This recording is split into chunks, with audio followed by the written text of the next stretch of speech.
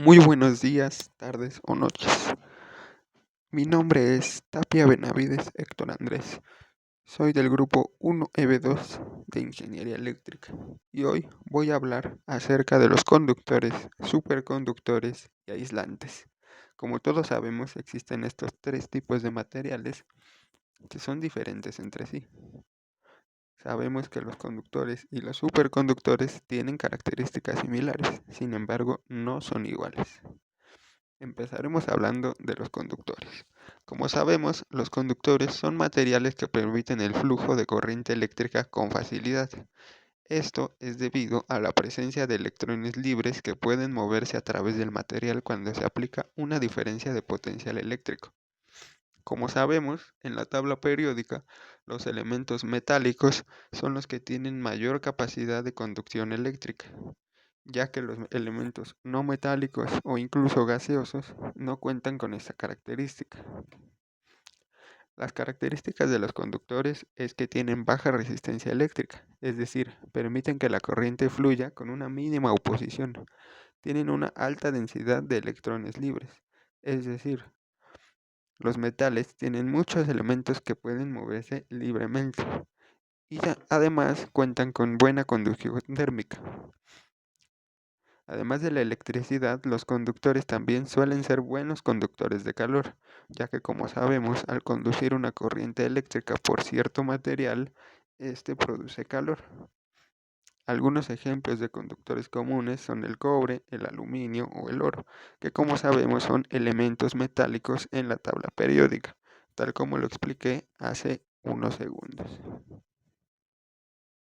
Los conductores son de suma importancia en nuestra vida cotidiana, ya que nos ayudan a distribuir e incluso generar la energía eléctrica que necesitamos para vivir diariamente, la energía que necesitan las grandes ciudades, las grandes fábricas, en general todo lo que demuestra civilización necesita energía eléctrica. Por lo tanto, necesitamos de conductores para lograr distribuir esa energía que es generada en centrales térmicas, en centrales nucleares, en hidroeléctricas, etc.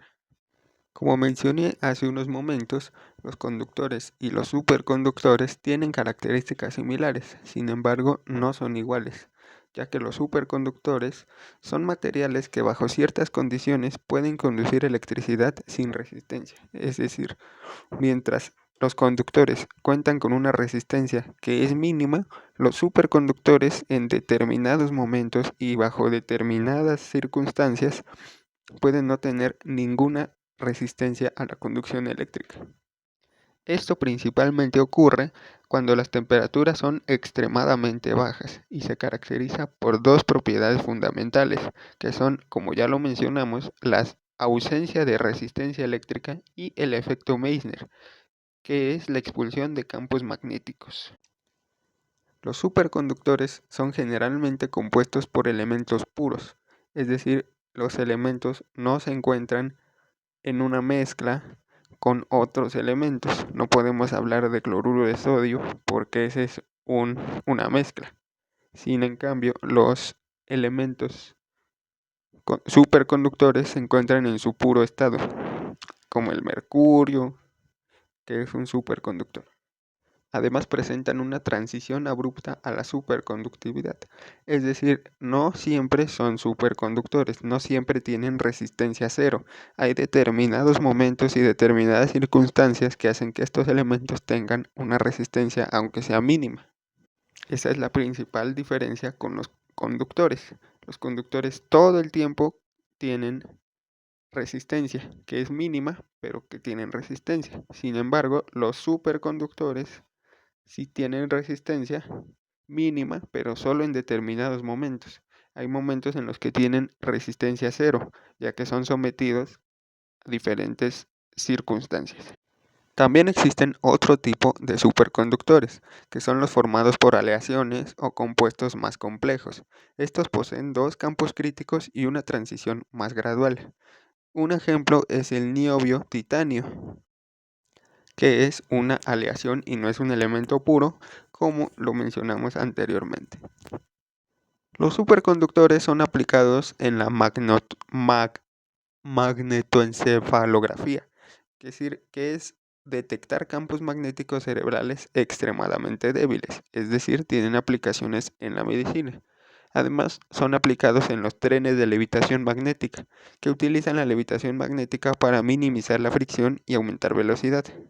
Asimismo, son empleados en los imanes superconductores, que en aceleradores de partículas, como el Gran Colisionador de Hadrones. En generadores y motores también son utilizados los superconductores, ya que mejoran la eficiencia y reducen pérdidas energéticas. Algunos inconvenientes de los superconductores es que se necesita mantener temperaturas extremadamente bajas para que sean superconductores, como ya lo mencionamos. Esto es algo sumamente complicado, y aunque se han descubierto superconductores de alta temperatura, aún siguen siendo mucho más comunes los superconductores de bajas temperaturas. De la misma manera, existe un tipo de elementos que son completamente opuestos a los conductores y a los superconductores, ya que como lo mencionamos, los conductores y los superconductores comparten características. Sin embargo, los aislantes son completamente opuestos, ya que los aislantes son materiales que resisten el flujo de corriente eléctrica, es decir, tienen una alta resistencia a la corriente eléctrica y no permiten fácilmente el flujo de esta. Esto se debe a que los aislantes tienen muy pocos electrones libres, lo que impide que puedan transmitir electricidad. Los aislantes son ampliamente utilizados en la industria eléctrica y electrónica, ya que sirven para proteger a las personas de posibles daños o descargas eléctricas. Por ejemplo, en los cables de distribución eléctrica que vemos diariamente en las ciudades, se utilizan aislantes que, dependiendo del flujo de corriente que tenga el conductor, es el grosor del aislante. Es decir, mientras más flujo de corriente tenga un conductor, más grueso debe ser el aislante para proteger a las personas de posibles daños, de posibles descargas eléctricas. Además de que aseguran el correcto funcionamiento de los circuitos eléctricos, ya que, como sabemos, al juntar dos conductores que estén cargados con corriente, pues genera un cortocircuito. Los aislantes además cuentan con una buena resistencia térmica, es decir, que también actúan como aislantes térmicos, ya que pueden soportar altas temperaturas.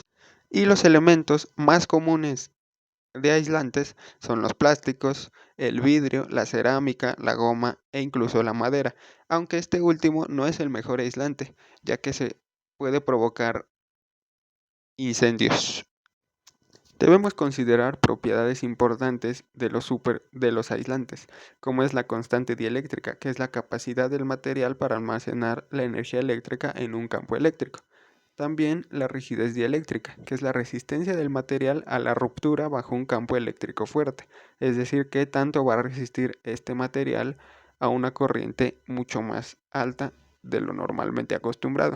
Asimismo, se debe considerar la resistencia a la temperatura, es decir, la capacidad del material para mantener sus propiedades a diferentes temperaturas, ya que, como sabemos, cuando se conduce una corriente eléctrica demasiado alta, puede provocar que la temperatura del conductor se eleve.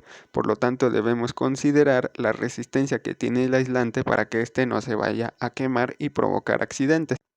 Así que, como conclusión, podemos decir tres cosas. La primera es que los conductores son materiales que cuentan con una resistencia eléctrica, pero que es mínima, es decir, que permiten conducir la corriente eléctrica casi sin ningún tipo de problema.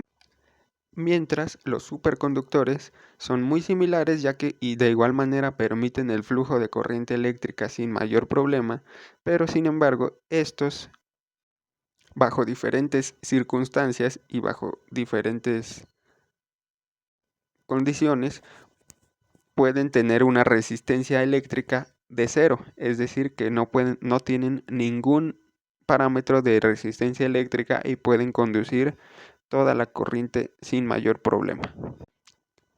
Y como contraste están los aislantes, que como vimos son elementos que tienen una alta resistencia a la corriente eléctrica, es decir, que no permiten fácilmente el flujo de la corriente, lo que hace que sean empleados para proteger dispositivos, para proteger conductores de posibles daños, de posibles accidentes e incluso mantenerlos aislados de otros conductores para que no generen ningún tipo de cortocircuito. Así que esto sería todo de mi parte, espero haya quedado lo más claro posible este tema, que como sabemos es de suma importancia para nuestra carrera y también tiene una amplia relación con la materia de química, ya que como sabemos y como mencionamos, los conductores son generalmente los elementos metálicos de la tabla periódica, que tienen diferentes características entre sí. No todos los metales tienen la misma resistencia, tienen la misma capacidad de conductividad eléctrica, etc. Así que sin más que decir, yo me despido esperando que este tema haya quedado lo más claro posible. Sin más que decir, no les digo adiós, sino hasta la próxima.